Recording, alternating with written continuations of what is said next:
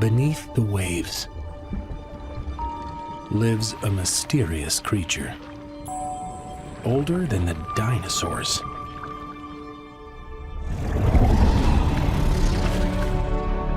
Octopus. So incredibly alien,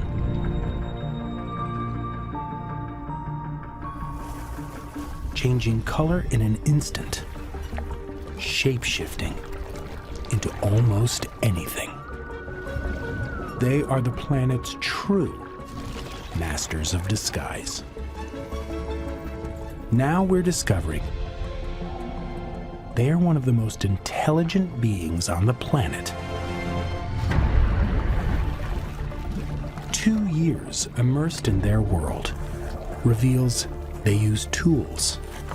I felt completely shocked at the level of sophistication that I was witnessing.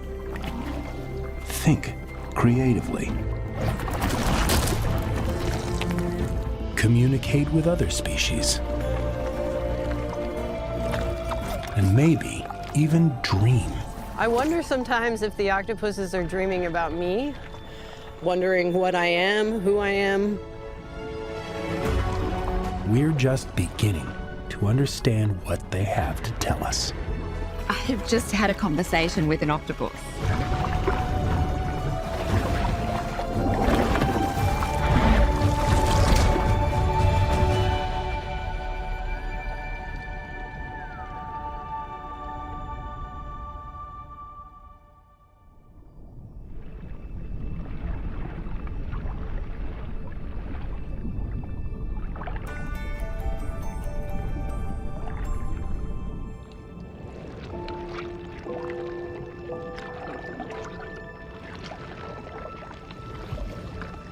Deep beneath the ocean's surface, a female giant Pacific octopus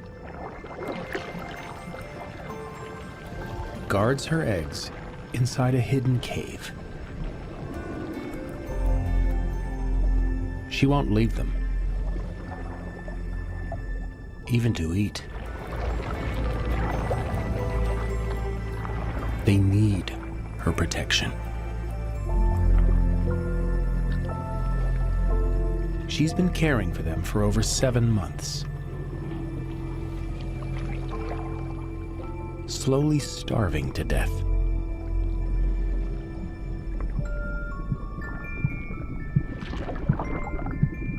Keeping her baby safe will be the last thing she'll ever do. This tiny octopus, about the size of a grain of rice, will head out into the world alone, never knowing its mother or siblings. Octopuses are nature's ultimate loners, or so scientists thought.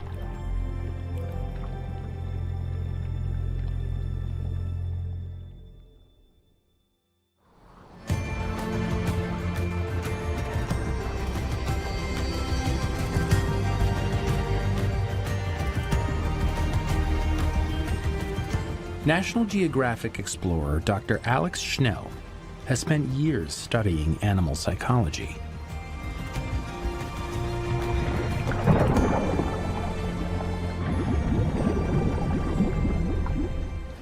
She believes octopuses are more social than we realize. When you spend time with an octopus, you get the feeling that they're as curious about you as you are about them.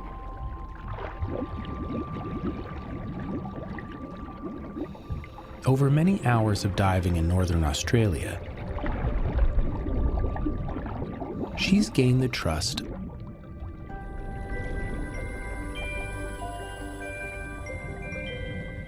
of a shy female day octopus. There was a moment between us where she must have decided that I wasn't a threat to her and let me follow her around. Alex has even given her a name. She'd had a little scar below her eye, and that's how I named her Scarlet.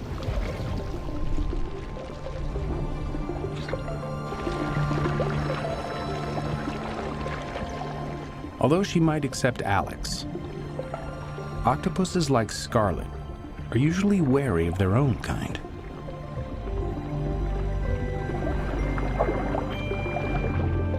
They're essentially lone rangers. In fact, octopuses that bump into each other will often either mate, eat each other, or both.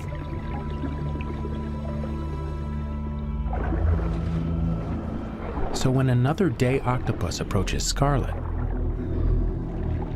Alex is concerned. I was so nervous. Because you never know how these things are going to turn out.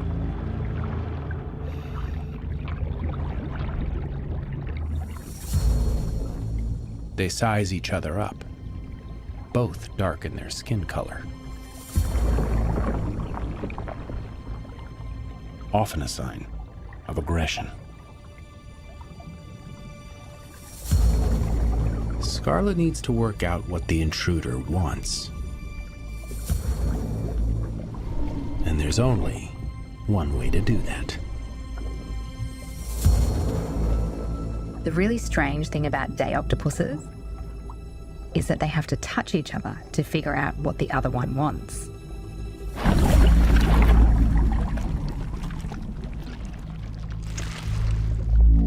Scarlet uses her suckers, 25 times more sensitive than a human fingertip, to shake hands with the stranger.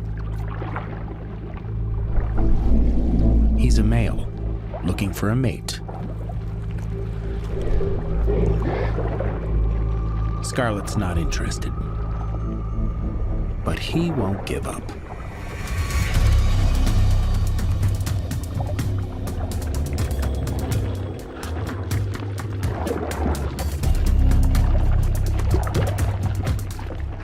Scarlet's in trouble. If he gets his arms tight around her, she could be suffocated.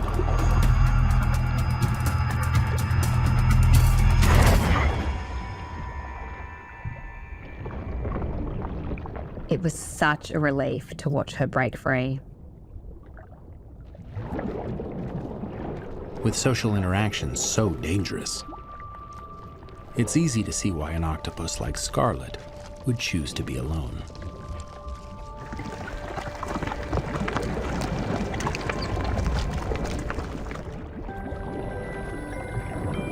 But she seems perfectly content to hang out with Alex. I can form a social bond with an octopus. So maybe this idea that they're complete loners isn't true.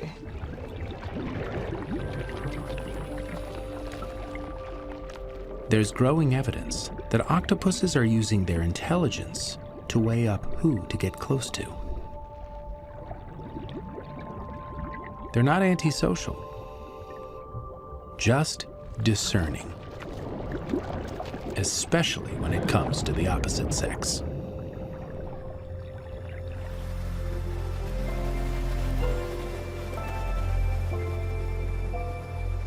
To understand how octopuses choose who to spend their time with,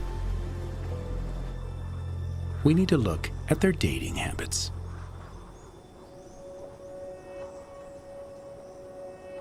In Indonesia, the love life of one octopus is helping to rewrite the rule book on their relationships. Trapped in his den by low tide, this male algae octopus can't wait to be free.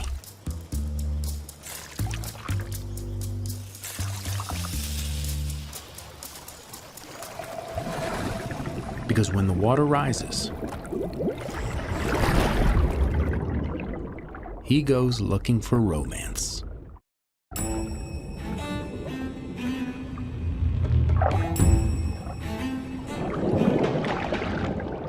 Since he only comes out of his den a few hours a day, he needs to fast-track it. Luckily, his zip code means mates aplenty.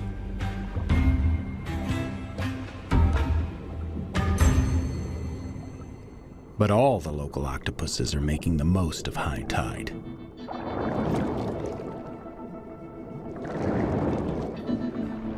It's octopus speed dating.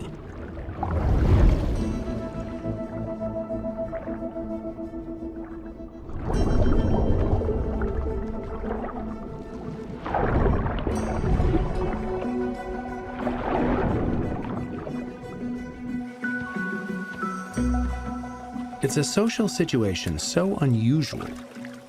Marine biologist Dr. Christine Hufford has been studying it for 2 decades. The algae octopus interact frequently, many times a day.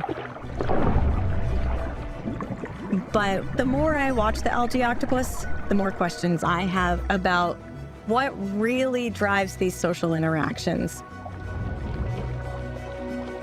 Could this closely packed arena be the reason algae octopuses break the mold when it comes to socializing?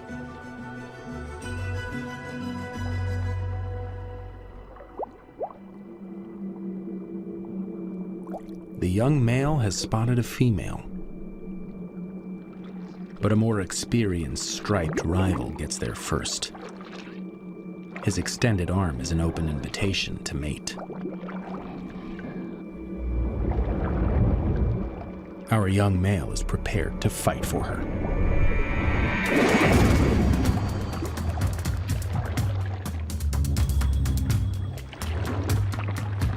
The males wrestle, each of their 8 arms moving independently.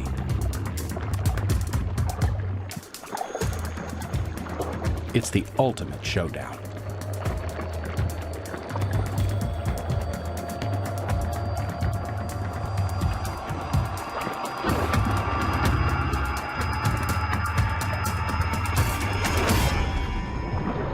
But it's more than just a physical fight. It's intelligence gathering. It learns its rank among the other neighbors around it and what resources it might be able to take, what it can get away with behaviorally, what it needs to fight for. These octopuses are not only living together, they're getting smarter because of it.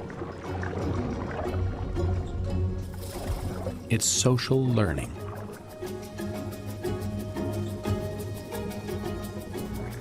And scientists didn't know wild octopuses could do it.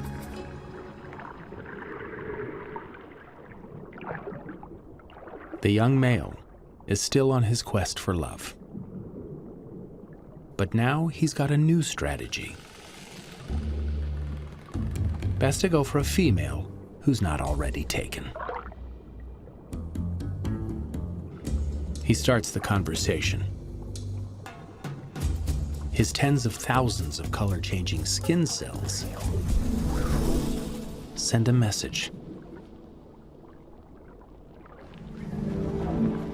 Scientists call this passing cloud display.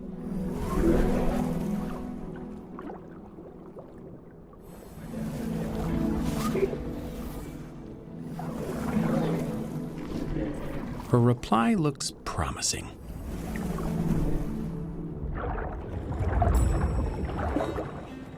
He moves in.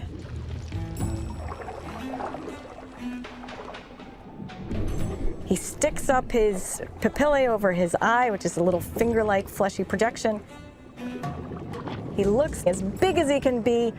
It's got a white background with a big black stripe that says, "I will either fight you or mate with you." His come-on has done the trick.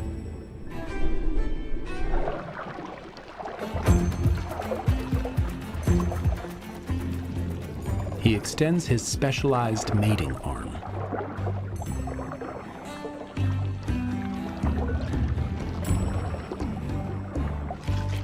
Its modified tip will deliver a packet of sperm if he can just find the right spot. Nope, still not it.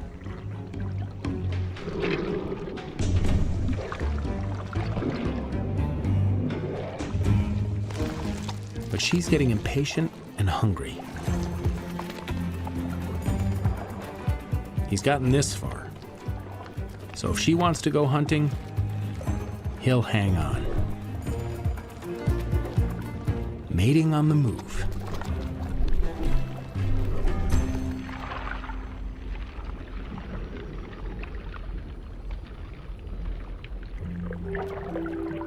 It's been a steep learning curve for this little guy.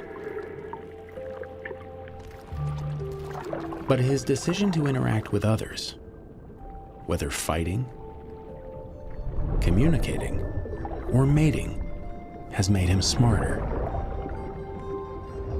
and more successful. But is the algae octopus a one-off?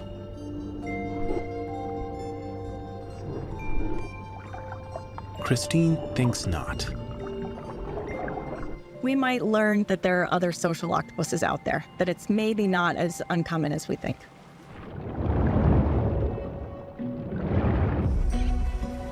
Algae octopuses are forced to interact.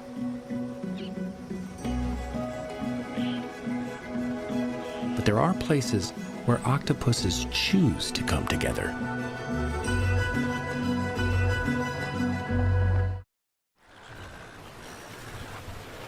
Over 100 miles off the coast of Costa Rica,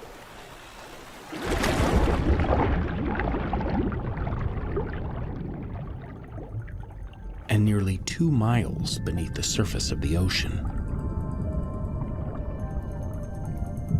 in one of the most extreme environments on Earth,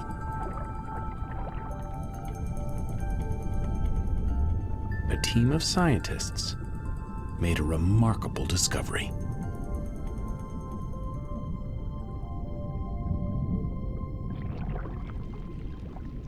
A brand new species.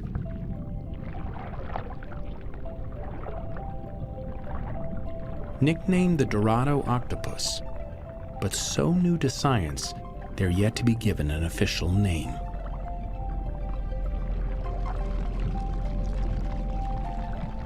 And they didn't just find a few. They found over 100.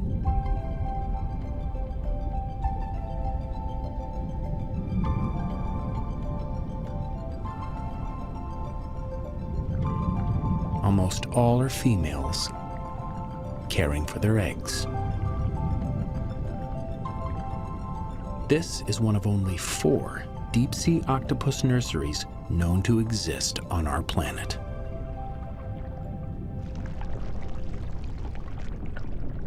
What attracts so many moms-to-be to this particular spot?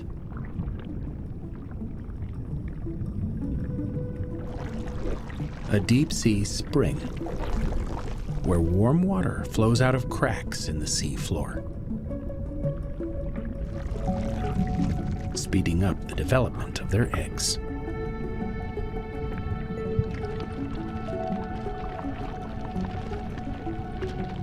Being so close to each other is a price worth paying.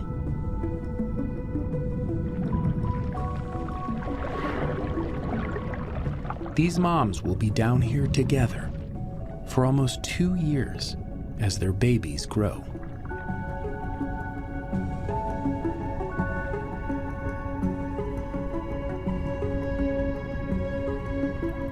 Each tiny hatchling a symbol of their mutual tolerance.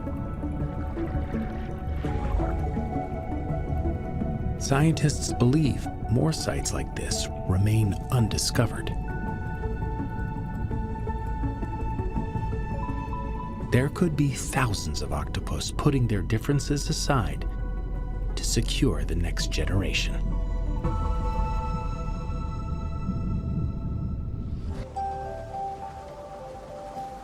But what happens when octopuses of different species meet?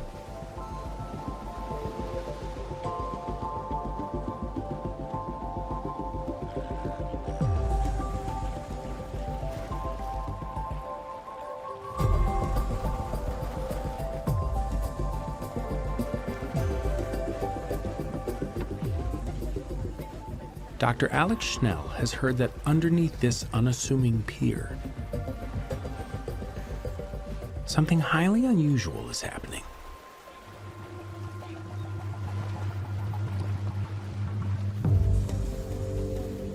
The action happens at night.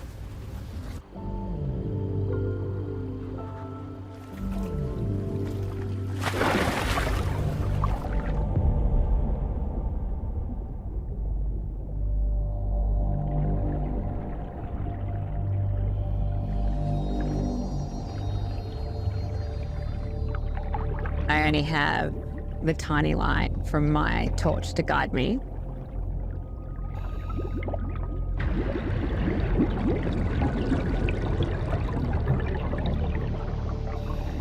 You have this eerie feeling as you're moving through the water.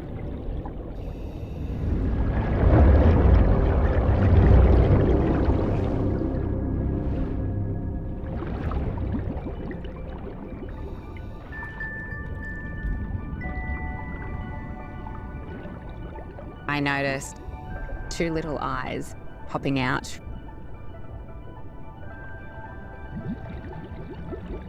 And it's a pale octopus.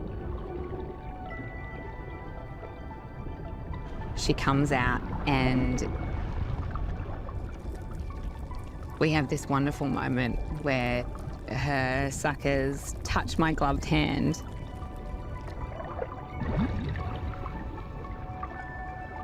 That felt like she was inviting me to go on a swim with her.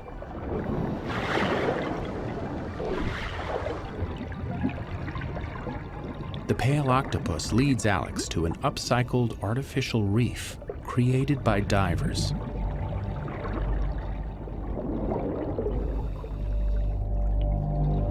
It may not look like much, but it offers octopuses everything they need to feel at home.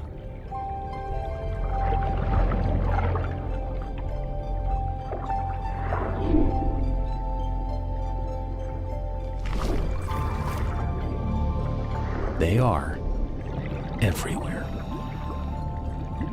peeking back at Alex from every cubbyhole.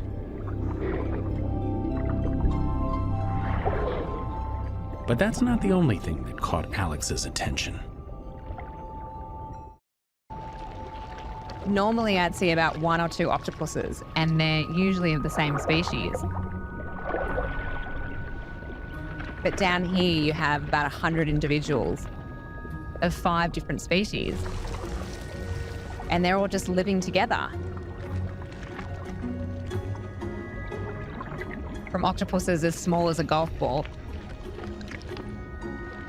to octopuses as big as a beach ball. That is an extraordinary octopus oasis down there, with several species coexisting.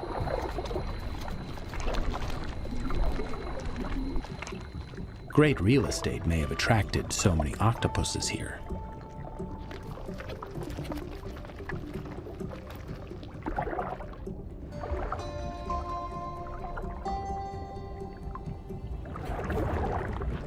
But it doesn't explain how animals that would normally fight, even kill each other, are living harmoniously.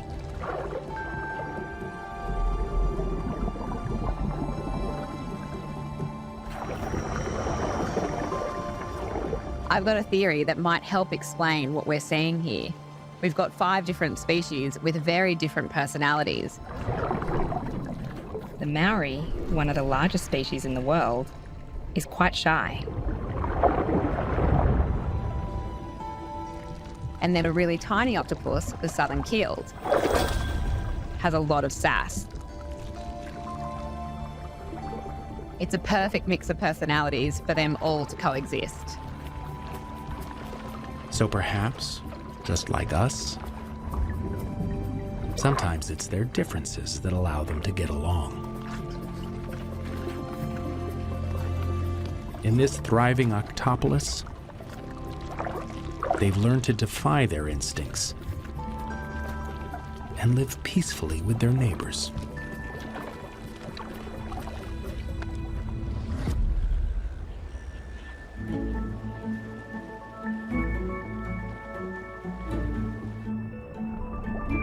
Octopuses are smart enough to choose companionship when it counts.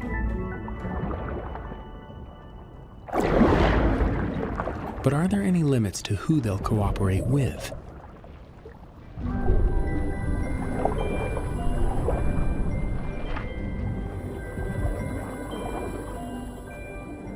Alex's favorite loner, Scarlet, is out hunting on the reef. And she's not the only one. A coral trout, growing up to 3 feet long and weighing 3 times as much as Scarlet. Big enough to be a threat. Scarlet is certainly keeping an eye on him. But not because she's scared.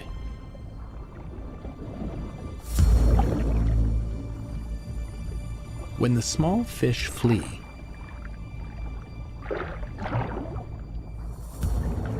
they're out of his reach. Not Scarlet's, though. He needs to call in the octopus cavalry and changes his body color from patterned to pale. It's the beginning of a signal Scarlet's been waiting for. Because this trout is now her hunting buddy.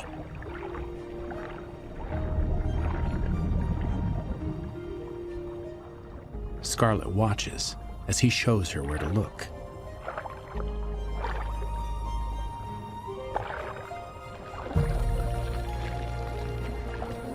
Then begins a sweep search.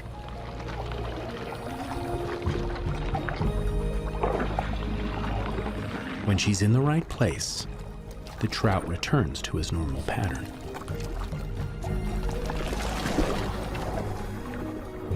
They appear to be using their bodies to talk to each other.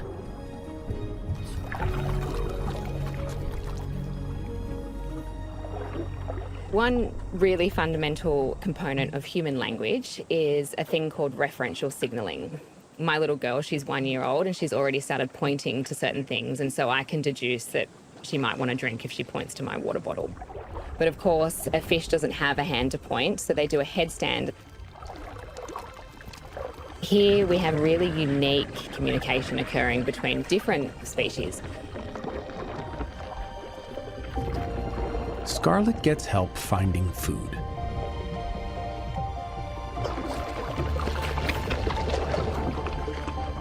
If she misses, more for the trout. It's teamwork.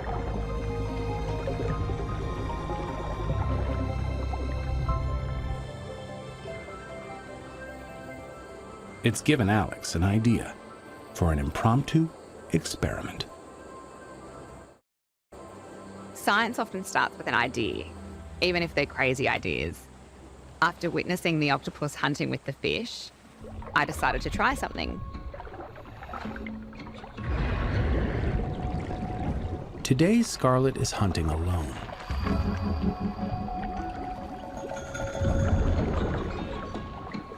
I follow her around and wait until she flushes out crustaceans from the coral rubble. I can see that she misses a few crabs here and there.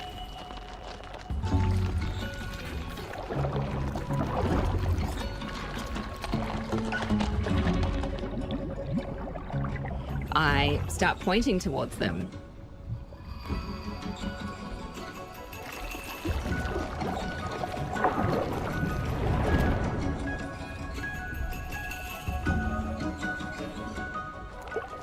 And to my surprise, she responded.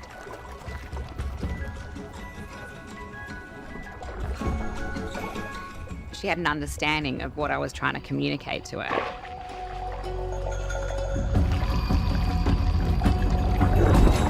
Scarlet is quick to catch the prey Alex has shown her.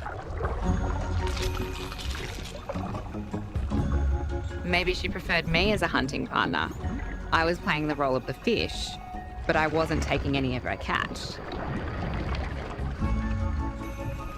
It felt weird and wonderful to be having this interaction with Scarlet. Here we are, separated by over 550 million years of evolution, but we're having a conversation.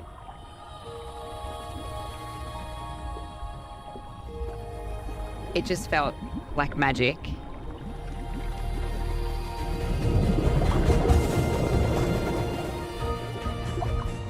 The more time we spend in the water with octopuses, the more they surprise us. Every remarkable new discovery, breaking down our beliefs about what they could or should do.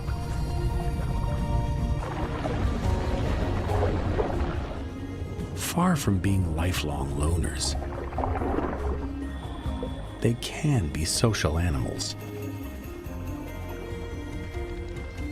but ones that use their skills selectively to get ahead. From octopus moms doing the best for their babies, to cross-species partnerships, even with us, as long as it suits them.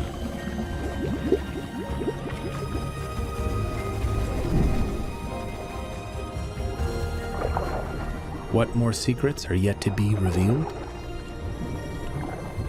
Only time will tell.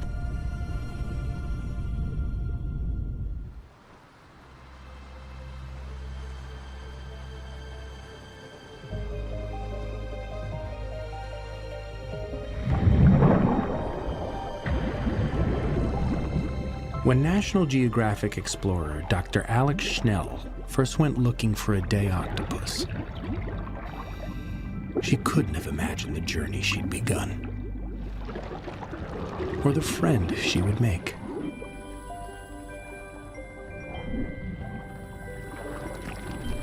So this is pretty amazing. It's really fascinated by you. As fascinated by me as I am by her.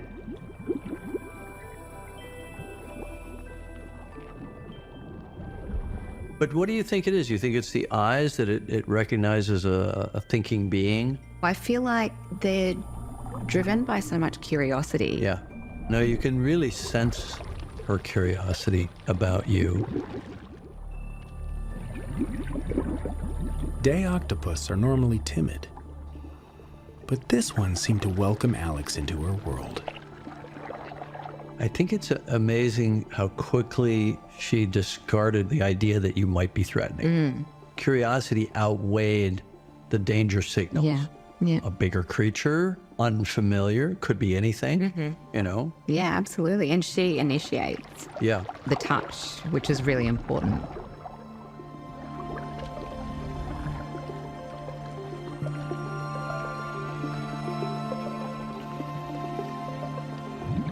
Alex never dreamt that an animal so alien, so different, would reach out to her.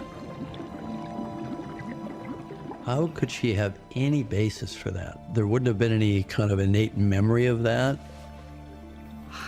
I ask myself that question all the time. Yeah.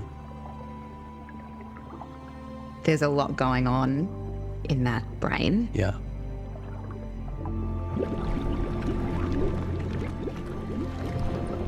The time spent with Scarlet was further proof of just how intelligent octopus are. They learn fast, because they have to. They don't have anyone to learn from. They don't live with brothers or Right. sisters. It's not culturally passed down, taught by parents or, yeah. No, and I think everything is learnt from their environment. Yeah.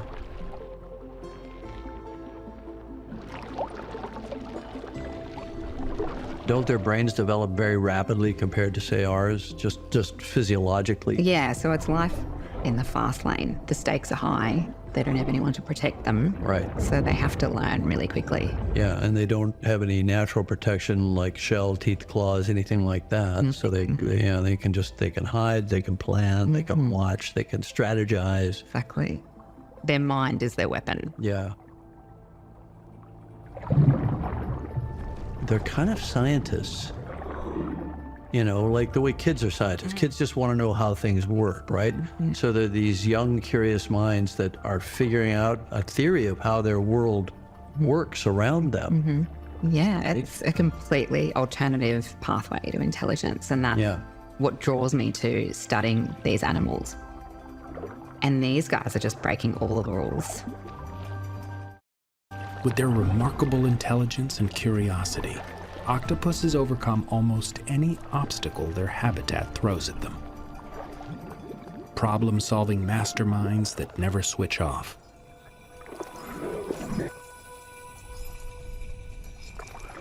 She's out. She's sleeping. She's sleeping, yeah. Octopus snoring. It's really interesting because she goes through quite a still sleep cycle here, but then she'll have a moment where she starts to move quite a bit. This is what we call an active phase of sleep. Yeah, like REM sleep. Absolutely. Yeah. And what happens when humans have an active phase of sleep is we dream. Right. And so it might mean that she's also dreaming. Yeah. Oh, she's dreaming. Trust me. Come on, look. I mean, it's like a dog's paws, you know, when they're chasing rabbits and they're Absolutely. Because we don't know dogs are dreaming, but we know dogs are dreaming. We know it. Well, dreams are really important to me. I mean, I do a lot of my creative work, I think, in dreams, you know. I mean, I've always said it's my own private streaming channel. It's free.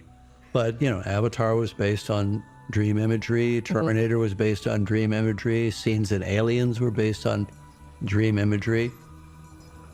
Seems pretty obvious she's dreaming to me.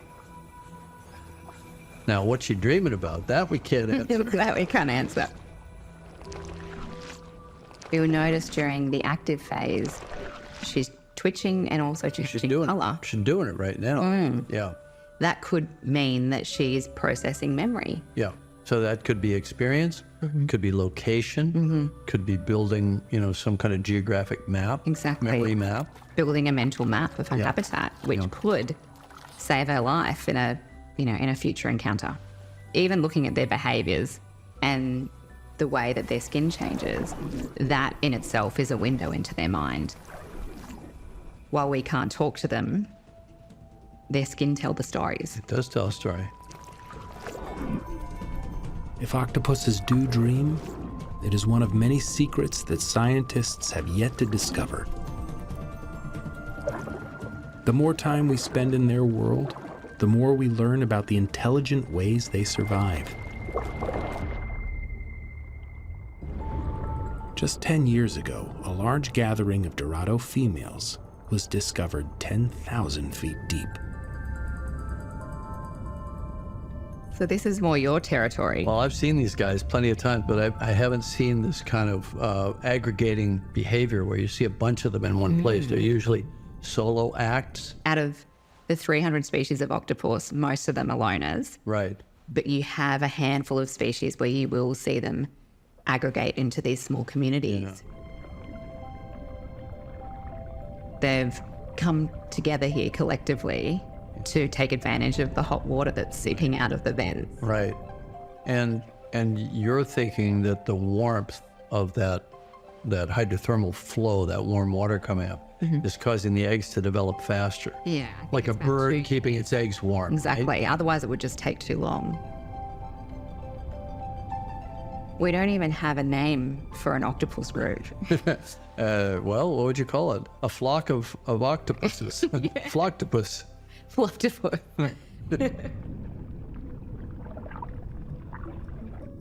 What's amazing, every time you go into the deep ocean, you're always finding out something new.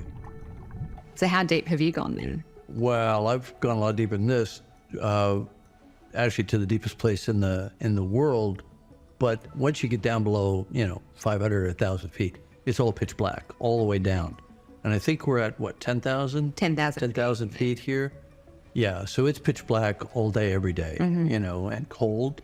But I've heard that you have also seen a Dumbo octopus. Oh, the Dumbos are beautiful. Yeah. Absolutely gorgeous. And they have their little head fins, their little cephalic fins.